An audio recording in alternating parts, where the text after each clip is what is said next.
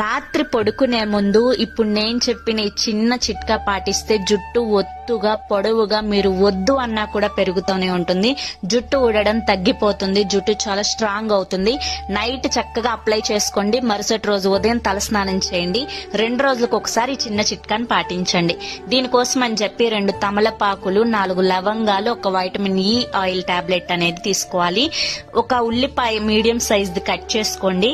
తమలపాకుని కూడా నీట్ గా చిన్న ముక్కలుగా కట్ చేసుకొని 4 లవంగాలను యాడ్ చేసుకొని వాటర్ ఏమీ యాడ్ చేయకుండా ఒక చిన్న అల్లం ముక్కని కూడా చక్కగా తోలు తీసేసుకొని అది కూడా యాడ్ చేసుకొని వాటర్ యాడ్ చేయకుండా మిక్సీ పట్టుకొచ్చుకోండి.